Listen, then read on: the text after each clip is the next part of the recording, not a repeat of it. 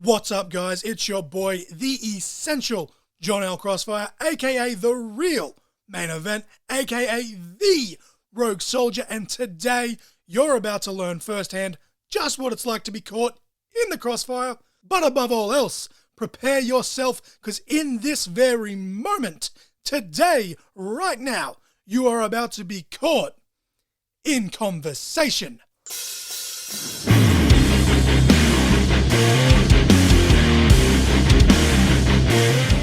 Hello, one and all, and welcome to episode 31 of the podcast. I do apologize if you can hear the aircon in the background. Once again, it is hot as balls in this household. Christmas is over. They've taken away my eggnog for another 12 months. Big sad. We've only got 30 sweet Noggy days, Marge. It's a new year, but I assure you it is very much the same me. Hot cross buns have already hit the shelves.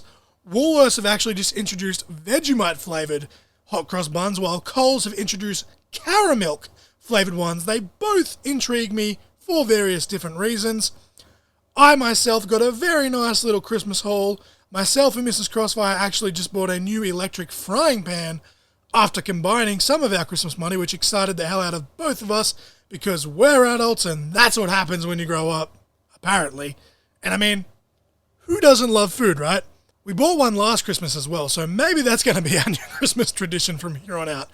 Who knows? We well and truly have over 500 downloads on the pod now, so thank you for that. We're almost at 600 actually, which for some podcasts, it's nothing, but we are very excited about that here at Caught in Conversation, and we're hoping to hit at least 1,000 in 2022. Should I aim for 2,000 or is that too ambitious? Let me know, but I've been getting a ton of great feedback about my conversation with High Octane last week. It became the most download episode in a 24-hour period, followed by my conversation with my mate Jeff, GMAC, and the Q&A episode that I did with Mrs. Crossfire, respectively. All the episodes I've done so far with Mrs. Crossfire actually have done really well, and I assure you we're extremely grateful for that. Mrs. Crossfire will actually be returning in a few episodes' time for the next installment of the Markapalooza series, along with another special guest making his appearance on the pod for the first time. Next week's episode will feature Atticus Slane in a rebuttal to High Octane's episode last week, talking about the huge last man standing match that was announced on last week's pod, among other things. We've had a pretty awesome week this week for pro wrestling, though. Of course, it'll be over a week by the time this drops, but Kyle O'Reilly made his debut for AEW, making the Adam Cole and Red Dragon, of course, O'Reilly and Bobby Fish, versus the Young Bucks and Kenny Omega, even more inevitable than ever. I'm hype AF as fuck for that match, at the prospect of that match. I feel it could be a fantastic addition to the Revolution pay-per-view that AEW will hold in February. Also, on AEW, we had an awesome six-man tag with CM Punk, Sting, and Darby Allin versus FTR and MJF, and the former, of course, CM Punk, Sting, and Darby Allin. They all come out with some awesome face paint, which has since been turned into an awesome art print and a t-shirt, and damn it, I need it!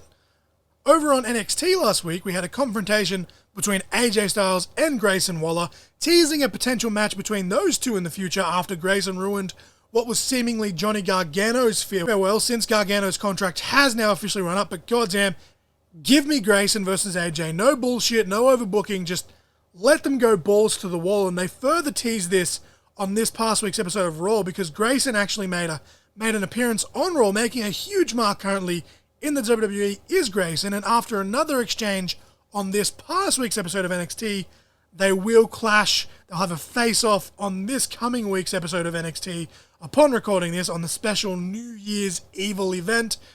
Again, still not an official match just yet, but it seems they're definitely heading in that direction. Keen as fuck for that when/if it happens. Please, for the love of the wrestling gods, let it happen, and with no BS. Myself and Mrs. Crossfire finally got the chance to check out the Ruthless Aggression Series 2, Season 2 rather, on the WWE Network. We thoroughly enjoyed it. We both agreed that although from an entertainment aspect, it wasn't quite as good as Season 1, the format and the way the show was put together kind of seemed a lot cleaner, if that makes sense, and thus actually did still make it easier to watch. I think the first episode of the season, which focused on Hollywood rock, and the last episode of the season, respectively, where it talked about the 2002 OVW class, of course, that class being John Cena, Batista, Randy Orton, Brock Lesnar, and Shelton Benjamin, were my favorite 2 episodes of the season, especially the OVW episode. It was just awesome.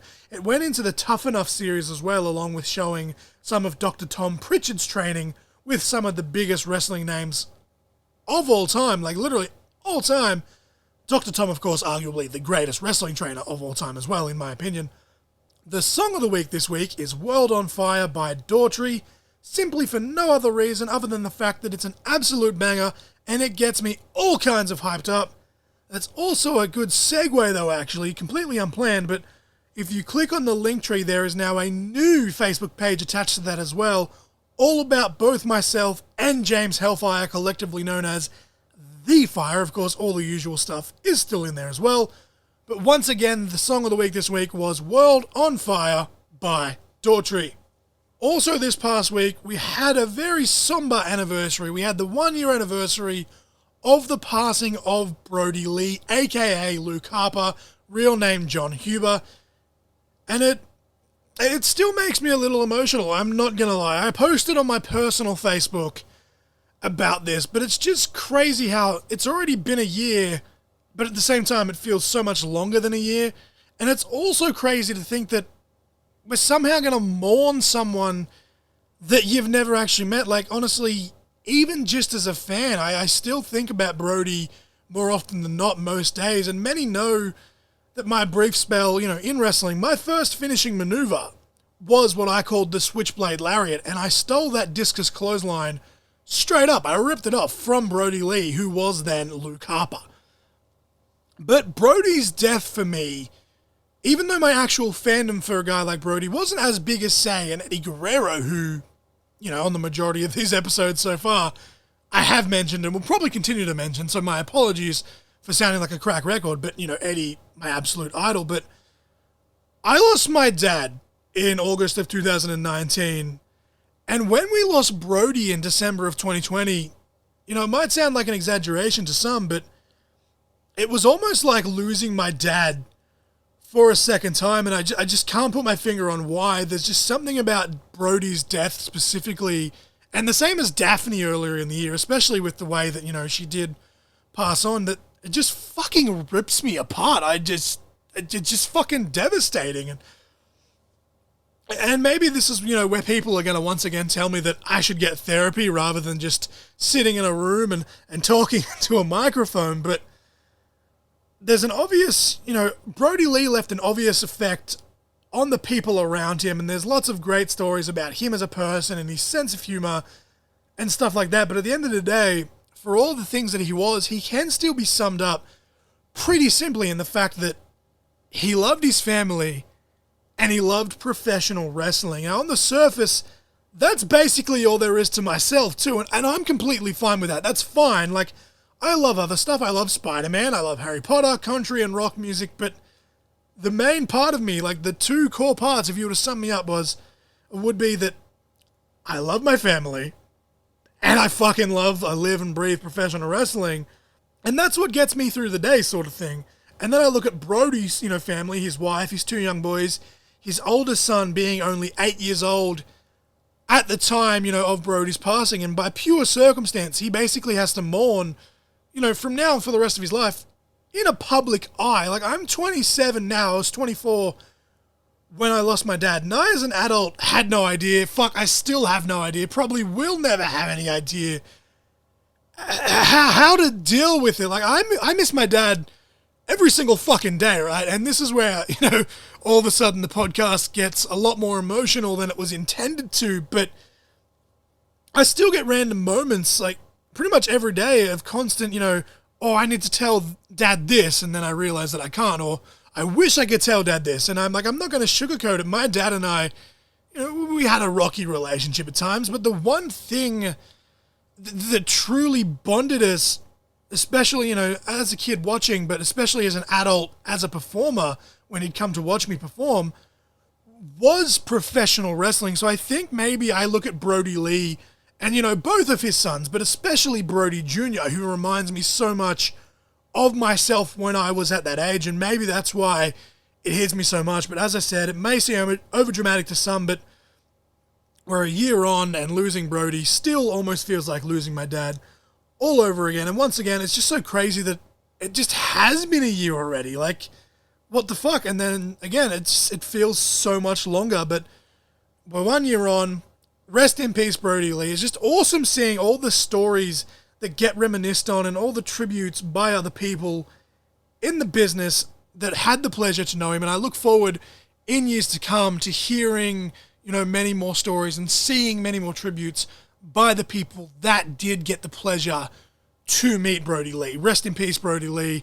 You're never going to be forgotten. But to recap 2021, just what an absolutely fucking bonkers year, man. Like, when 2022 came along, it rocked us all.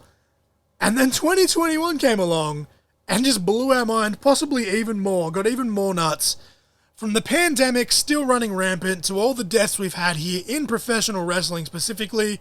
In fact, just a few days ago, before recording this, we lost independent wrestler Marcus Crane. Of course, Marcus, a fairly well known on the independent wrestling, especially deathmatch wrestling scene. So I just want to say rest in peace to Marcus Crane, and I'm thinking of your family and friends. But 2021, just an absolutely emotional roller coaster, and then some for everyone. Like, I spent personally the first 2 months of this year in and out of hospital and almost lost the sight in both of my eyes completely, meaning that, you know, I did have to immediately step away from active in-ring competition due to a few of the things, you know, that have caused all that and are still causing all of the issues that I am having. But it wasn't all bad. I tried my hand at commentary and absolutely knocked that out of the park. Not to toot my own horn, but as the shirt on ProWrestlingTees.com/Crossfire says, which is in the link below, it's not ego, it's just fact. I started this podcast, obviously. Huge shout out to Suplex General Manager Tim and Rafe Houston from the Faces and Feels podcast, respectively, for all of their advice and help in the early stages of the pod. Thank you guys so much. I hope to have both guys on at some point here on Corning's Conversation, actually. I got married to one hell of an amazing woman. I don't know how or why she puts up with me some days, but here we are. In fairness, she is just stubborn as hell in her own right, maybe more stubborn than I am. But that's one of the reasons that I love her. We had the launch of DMDU Deathmatch Down Under, and they have absolutely taken not just Australian wrestling, but the world of wrestling by absolute storm. And as a mark, I am just super proud of how far those guys have come in such a short time, especially now coming off the first ever deathmatch tournament on Australian soil, which I did just cover a few weeks back on the pod. The episode was titled Dream On. I can't remember if it was 27 or 28 off the top of my head, but go back and listen to that if you haven't. And they're obviously just going to keep moving onwards and upwards. I'm sure of it, and I look forward to seeing it. WWE released massive amounts of talent, which, as I said every time I've covered the releases, it is just business, I understand it, but some of the names that they have released was just fucking insane. Pretty big names, not to mention the huge stars whose contracts have just run out and they haven't re-signed. Just this morning, actually, upon recording this episode, Toni Storm, who was just embroiled in a feud with SmackDown Women's Champion Charlotte Flair, was actually just released. And I honestly thought that there was a chance that Toni might be the one to dethrone Charlotte for the Women's Championship. But fuck me, right? Apparently, though, according to all the dirt sheets and rumors and whatever, apparently Toni did actually ask for her request and it was granted. So it'll be interesting to see when/if we get more information on that. But I'm just wishing Toni Storm the absolute best for her future. I have no doubt someone else somewhere will pick her up when her 90-day no-compete clause expires. It's Toni time all the time. AEW had the absolutely groundbreaking All-Out pay-per-view, which I also covered here on the pod in 2021. Outside wrestling, we had some awesome shows from Marvel like WandaVision, Loki, Falcon and the Winter Soldier, What If. We still need to watch Hawkeye. We're hoping to get on that, especially seeing as how all the episodes are now available on Disney+. We watched a handful of movies. I still think that Cruella was Film of the Year, but in saying that, myself and Mrs. Crossfire are still yet to see Spider-Man No Way Home just yet. Really hoping to see it sooner than later, so maybe that will change. In fact, I'm expecting it to change based on the spoiler-free feedback that I have gotten from family and friends that have seen it. Although I may be biased, seeing as how, it's Spider-Man, he's my dude. So I will try my best to remain impartial, but as of now, as of recording this, Cruella, for me, was the film of 2021. But just, as I said so many times, just what a freaking crazy year, but mostly in a good way at least, as it pertains to professional wrestling / sports entertainment in 2021, as well as, just like I said, just a roller coaster of emotion in mine and many others' personal lives as well. And I am just super damn excited for this new year of 2022, mainly just to have this year over and done with, but there's already a handful of pay-per-views / events in the month of January alone that I am looking forward to. We have Impact Wrestling's Hard to Kill pay-per-view, we have a Wrestling Revolver event, we have Deathmatch Down Under Malice at the Palace. I'm so keen for when that will drop on IWTV after the fact. The Royal Rumble's coming up, which is my favourite pay-per-view of the year, regardless of promotion. Episode 35 in a few weeks' time will actually be heavily Royal Rumble themed. It'll be the day before the Royal Rumble pay-per-view drops. In February, ICW Australia, my home promotion, will have their first show back on February 5th. I encourage anyone in the Canberra, ACT, or nearby surrounding New South Wales areas to go check that one out if you get the chance. DMDU, Deathmatch Down Under, has their first anniversary show also on February 5th for anyone in Victoria and surrounding New South Wales. I encourage anyone in the Melbourne area definitely to check that out. Myself and Mrs. Crossfire will actually be attending that, pandemic permitting, of course. We're going to have like a little mini honeymoon of sorts in Melbourne while we're there. All the romance. Mrs. Crossfire thought that was the romance sound, not the more you know sound. Just a little inside joke there. But yes, super keen for that. And then, of course, March 5th, the show that I was talking about last week and we'll be talking about next week in Cowra, ICW Central West, the Emma Butler Memorial Show. Seriously, go check that out. Do not sleep on it when I say that Atticus Lane versus Octane in this last man standing match is going to be a fantastic match in any and all Australian professional wrestling. I don't care who it's up against. That is a match that I would pay to see. But overall, just keen for 2022 with wrestling, my wife, the podcast. Good things on the horizon, at least on the surface, I'm sure. And if, Lord forbid, this pandemic does stick around for a while, though, just know that you guys, if you need someone to chat to, you can reach out, you can tag me in. It's okay to not be okay, but I am here. I'm willing to be a support for anyone and everyone that needs it. I myself deal with a lot of shit, hence why I love professional wrestling so much, because as you're going to hear on the conversation with Atticus Lane next week, wrestling, it's an escape, and it's always been an escape. But the match of the week this week is an absolute clusterfuck, but in all the right ways. Originally, I was trying to find some sort of Christmas, holiday, New Year's match from some classic ECW. I was just vibing some classic ECW stuff at the time that I picked the match of the week. But although they announced a year or so ago that all the super shows from ECW were on the WWE Network, there is still actually at least a dozen or so of them missing, so that kind of put a little wrench in the plans there. But nonetheless, I still stuck with the original ECW thought process.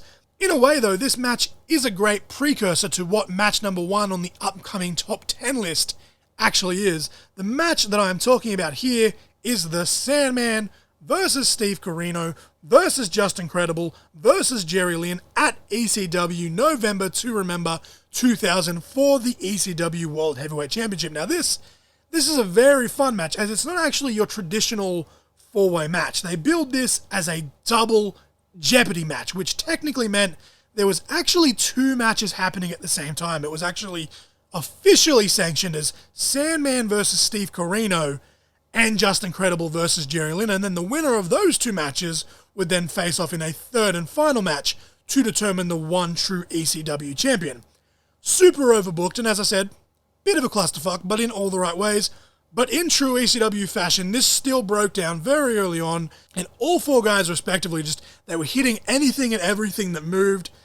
It's a very fun match. I feel you guys will enjoy it. I enjoyed the hell out of it. Again, that match is Sandman versus Steve Corino versus Justin Credible versus Jerry Lynn at ECW November to Remember 2000. Now, before I get into this top 10 list, of course, I am doing the top 10 matches of 2021. In my opinion, you would have already noticed that when you've seen the thumbnail / the description, yada, yada, yada. But I want to send a shout out to Warrior Wrestling. They were my favorite promotion of 2021. Of course, DMDU, a very, very close second. Definitely my favorite promotion in Australia for this year were DMDU. And I also want to send a shout out to Callan Butcher. Speaking of DMDU, he was my wrestler of 2021, regardless of promotion. Callan absolutely killed it in Deathmatch Down Under, as did a lot of their talent. My favorite match of 2021, although I did post on social media, will have to wait until I get to number 1 on this list. Otherwise, what's the point? With that being said, I probably should have waited for this episode to drop before actually posting it on social media too, but my brain just works in weird ways. Nonetheless, I digress. The top 10 matches that I have seen in 2021 are as follows. Now, as I mentioned back in episode 5, for the tag team episode that I did, and episode 10 with the Eddie Guerrero episode I did, I try my best to be kind of impartial, unbiased, with the best / favorites, as a lot of the time, bias can get in the way with people's fandoms, and that's fine. People are entitled to their own opinions and ranking systems, but in this particular case, these ones are my favorites because I truly think that they were the best of 2021. So, internet dweebs are probably going to get a little bit salty at me because there is actually a handful of WWE matches on here, but it's my list. If you don't like it, you can write your own. But kicking off the list, the 10th best match, number 10 of 2021, I had Roman Reigns versus Kevin Owens at the Royal Rumble pay-per-view on January 31st, 2021, in a last man standing match for the WWE Universal Championship. This is the part where, once again, I sound like a crack record. Don't forget about the huge last man standing match announced on last week's episode with High Octane. Be there at Western Warfare 5, damn it, to see who will be crowned the Emma Butler Memorial Champion. But Roman Reigns versus Kevin Owens, last man standing match at Royal Rumble. This is one that honestly both myself and Mrs. Crossfire really got sucked into. It could have gone either way. This was probably the closest at that point, and even at the time of this recording, it's probably the closest that Roman has actually come in his whole reign to losing the Universal Championship in 2021. It was just an awesome match. Lots of big bumps, brutal bumps. Both guys look super strong, brother.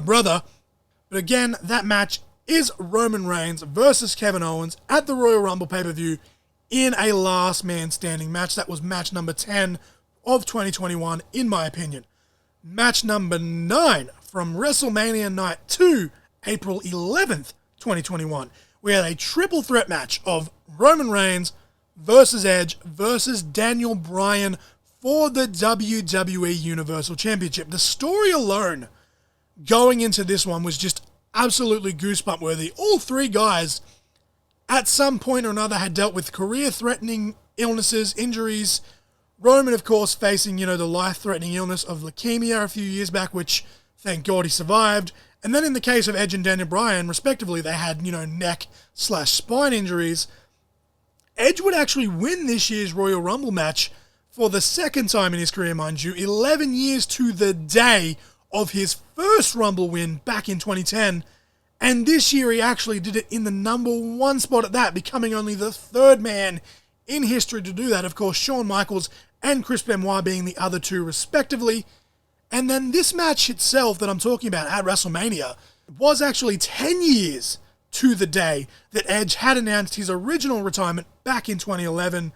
So just all the feels in this one. And as I said, all three men shouldn't have been here, but come hell or high water, all three persevered. Here we are. And just that story alone, just, as I said, gave me goosebumps. And then the match itself was just freaking awesome. Lots of stiff exchanges, high-risk offense, all of the drama, and lots of anger from the internet when Roman Reigns would retain the Universal Championship via interference, but of course, no DQ in a triple threat match. myself and Mrs. Crossfire, we watched this one live, and as a fan, I was kind of genuinely sad that Edge didn't get that storybook ending. But, and just to repeat, as I will for all of these matches, match number 9 of 2021 was Roman Reigns versus Edge versus Daniel Bryan at WrestleMania Night 2. Match number 8 on this list from AEW Dynamite Grand Slam, September 22, 2021, we have Kenny Omega versus Bryan Danielson. Now, the term dream match, it just gets thrown around so loosely these days that it kind of has lost its meaning, especially in the last few years. But this one, 100% dream match material. Who would have ever thought that we would actually get to see Kenny Omega versus Bryan Danielson / Daniel Bryan, and especially in 2021, no less. Like, Bryan having marquee matches in both WWE and AEW in 2021, that's pretty cool. And to repeat an earlier statement, as I often do on this pod, as you guys are well aware by this point, how fucking crazy was this year? This match, honestly, was everything it was expected and more. Chops, strikes, kicks, spiking the shit out of each other and themselves on moves. It was just absolutely brilliant. Now, I don't really care much for Dave Meltzer's star rating system most of the time, but this match got Bryan Danielson, Daniel Bryan, his first 5-star rating ever, which both makes you wonder, how the hell hasn't he already had one before that with some of the bangers he's had over the years, and also makes you kind of breathe a sigh of relief, because it's about damn time. Now, this match did, of course, go to a 30-minute time limit draw, leaving everyone wanting more, and I have no doubt that eventually we will get more when Kenny Omega does return to AEW after healing up from the nagging injuries that he's dealing with.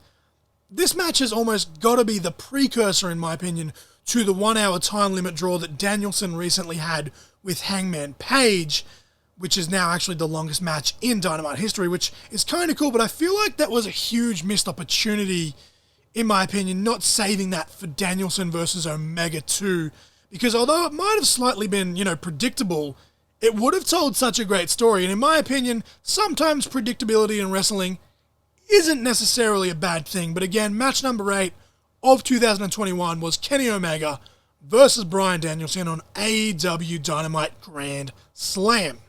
Match number 7 of 2021 was Callan Butcher versus Joel Bateman in the Australian Deathmatch Tournament Finals at Dream Death Rules Everything Around Me in a light tubes, panes of glass, and shark cage deathmatch on November 20th, 2021. This match was the perfect culmination, in my opinion, to what was quite clearly a highly successful deathmatch tournament, and as you guys have heard me say so many times on the pod, this was the first ever Australian deathmatch tournament.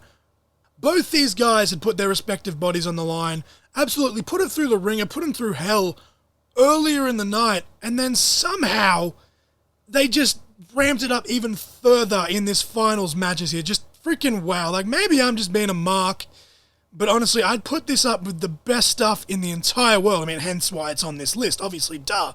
But deathmatch wrestling, traditional wrestling, doesn't matter. This was an absolute masterpiece, just a work of art, no matter how you look at it, how you slice it. It's well documented that I am just a massive mark for Joel Bateman, but as I said just before, Callan Butcher, for my money at least, was the wrestler of 2021 in the entire fucking world. Not going to bang on much longer about this match, as it was fairly recent, that I did just do my review of, this entire event. But match number 7 of 2021, in my opinion, was Callan Butcher versus Joel Bateman at Deathmatch Down Under, Dream, Death Rules Everything Around Me in the tournament final. Match number 6 of 2021, in my opinion, was CM Punk versus Darby Allin at AEW All Out, September 5th, 2021. I don't know why I keep saying 2021 when it's the best matches of 2021, but that's the way that I wrote the dates down when jotting these matches down. My apologies. But this, of course, CM Punk's first match back after 7 years away from the business. Punk, of course, making his official in-ring debut here for AEW, All Elite Wrestling. And there was nothing really overly fancy in this match, but CM Punk 100% solidified that he is back, and Darby Allin very much hanging in there with Punk, proving that he, in his own right, is a legitimate star on his own. But the pacing, the storytelling, the environment of the Chicago crowd, it was just fantastic from start to finish. And as I stated when I did my review of All Out, the timing that Punk's counter, the timing of Punk's counter to Darby's coffin drop, as simple as it was just honestly one of the best counters that I have seen in all of professional wrestling, literally ever. And again, much like the death match with Joel and Callan, I'm not going to bang on too much because I did cover this match semi-recently. But match number 6 of 2021 was CM Punk versus Darby Allin at AEW All Out. Match number 5 of 2021 was Kenny Omega versus Sami Callihan in a no DQ match for the Impact World Championship at Impact Wrestling Slammiversary July 17th, 2021. This was another that we got to watch live, both myself and Mrs. Crossfire, and we were just losing our freaking mind. There's a lot of, bells and whistles in terms of, the gimmicks and weapons and whatever else that they're using in this no DQ match, but just some of the bumps that they were taking and the brutality of some of the weapons was just great. So many false finishes in this one. Both myself and Mrs. Crossfire were pulling for Sami Callihan to win this one. We thought for sure that Sami was actually going to be the one to go on and dethrone Kenny Omega. Obviously, Kenny would eventually retain, which did make marks like us sad, but it definitely didn't take away from the match quality itself. The match, it was just absolutely nuts. The no DQ stipulation, very much in the wheelhouse of a Sami Callihan, but Kenny Omega, as the self-proclaimed best bout machine, very much was able to hang in there with Sami Callihan in this environment, and definitely more than able to adapt to the environment. Definitely check this match out if you get the chance. I mean, of course, check out all the matches on this list if you get the chance, but match number 5 of 2021, in my opinion, was Kenny Omega versus Sami Callihan, no DQ match at Impact Wrestling Slammiversary. Match number 4 of 2021 was Edge versus Seth Rollins in a Hell in a Cell match at WWE Crown Jewel, October 21st, 2021. My birthday! It's my birthday! This was one of the best WWE matches in years, easily. Probably, the last 5 years or so. Again, just my opinion. But definitely the best Hell in a Cell match in at least the last decade. It was just fucking phenomenal. And no, I'm not talking AJ Styles. It was just phenomenal, superb, fantastic, fucking sensational. It was just so good. I stand by my statement, though, that I've made a couple of times. But if the Hell in a Cell pay-per-view wasn't a thing, or at least didn't happen every single year, this match could have been even more impactful and maybe would have even made its way higher on the list, in my opinion. But it was actually just voted as number 1 in WWE, specifically top matches of 2021, so that's kind of cool. But both these guys really they sold the danger of the Cell to perfection. We essentially got, basically the greatest hits of both guys, but they had a great combination as well of callbacks, to previous Hell in a Cell matches and previous feuds that they've both been in, as well as just some devastating spots to boot in this match. Just all around fucking great match. Certainly the best match that Edge has had since his return in 2020, but match number 4 of 2021 was Edge versus Seth Rollins inside Hell in a Cell at WWE Crown Jewel. Before we get into the top 3, though, I want to get into some honorable mentions, because all of these are absolute bangers in their own right and can honestly argue for a spot somewhere here on this top 10. And these aren't in any particular order, but we have Callan Butcher versus Guido, San Jose Glass Crush Deathmatch, The Juice is Worth the Squeeze Night 2. We have the Deathmatch Down Under Heavyweight Championship Tournament Final. We had Charlie Evans versus Richie Taylor, also at The Juice is Worth the Squeeze Night 2. We have Jessica Troy versus Caveman Ugg, yet again, DMDU, The Juice is Worth the Squeeze Night 2. We had Rampage Brown versus A-Kid versus Nathan Fraser from an episode of NXT UK TV on September 23rd, 2021. We had Edge versus Seth Rollins 2 at Madison Square Garden on SmackDown September 10th, 2021. Of course, their match at SummerSlam was fantastic. Definitely deserves a mention as well. Edge versus Roman Reigns at Money in the Bank was pretty good as well. Mickie James versus Deonna Purrazzo at Impact Wrestling Bound for Glory. Jonathan Gresham versus Mark Bennett at Ring of Honor Best in the World. The men's Money in the Bank match, obviously at Money in the Bank, this year. Fantastic. The Velocities versus Aussie Open, PWA Black Label, March 8th, 2021. Cesaro versus Seth Rollins, WrestleMania Night 1. And the final honourable mention, again, these were in no particular order, but all could have easily slotted in somewhere. We have Bandito and Rey Horus versus Roosh and Dragon Lee at Ring of Honor Glory by Honor Night 2. As always, before I get into the top 3, I encourage you guys to send in your own lists, complete with honourable mentions too, if possible. But wrapping it up, the top 3 matches, in my opinion, of 2021. Match number 3 of 2021, we have the Young Bucks, Matt and Nick Jackson versus the Lucha Brothers, Pentagon and Phoenix, in a steel cage match at AEW All Out, September 5th, 2021. 2 matches from All Out on this list. How about that? This match, as expected, was honestly just a massive fucking spot fest, but it was just insane, and the lengths that all 4 of the guys in this match went to, it just, wow, like, they somehow managed to intertwine all of the crazy flippy-doos and tricks, and added a lot of drama in there as well. Like, just the violence of this match was kind of unexpected to an extent. It was just absolutely brilliant, super over the top. Some critics kind of crapped on it, because of the lengths that they did go to, which is kind of warranted in a way, I guess, because it's like, how far can you go before you do seriously, injuring yourself or your opponents? But the spectacle of this match as a whole, just from start to finish, was just an absolute banger, absolutely insane, absolutely mesmerizing. I actually started to lose my voice a little bit watching this match when we watched the All Out pay-per-view, from all just the gasping and the screaming. I was just, as the kids say, I was shooketh. I was shook. But again, match number 3 of 2021, the Young Bucks versus the Lucha Bros, steel cage match at AEW All Out. Match number 2 of 2021 was the Amazing Red versus Will Ospreay at House of Glory, Born Again, November 12th, 2021. This was another match that I covered fairly recently on the pod, so I don't want to harp too much on it. But holy freaking shit, what a match! This and the match coming up for number 1, you could have easily flip-flopped them. You could have flipped a coin, rock, paper, scissors. Like, both of them were just fucking fantastic, phenomenal. This match here, though, was the perfect embodiment, in my opinion, of modern professional wrestling. Like, lots of fast-paced, high-impact moves, but they also just had that beautiful roller coaster effect that I love about professional wrestling. And the finish, especially, was just so well executed, and I freaking loved every second of it. I could easily go back and watch this match over and over again in the months and years to come. Again, that match, the second best match of 2021, by just a fraction, is the Amazing Red versus Will Ospreay at House of Glory, Born Again.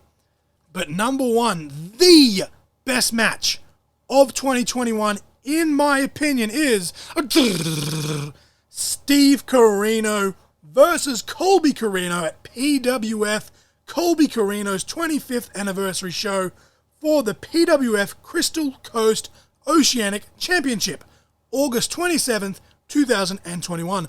That was an absolute fucking mouthful. I have been so damn keen, or I was so damn keen rather, for a couple of months leading up to this one. Of course, Steve Corino coming out of retirement for this one, and there was lots of hype on social media proving that, yes, youngsters, you should be using social media to your advantage.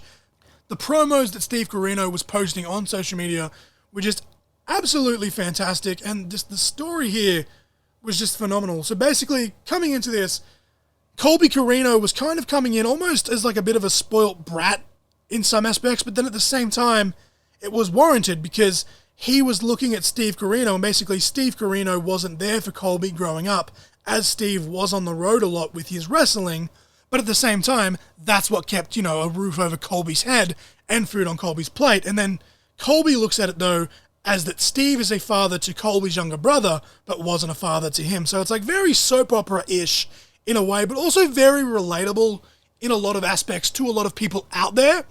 And then the match itself, it goes for about 30, 40 minutes all up.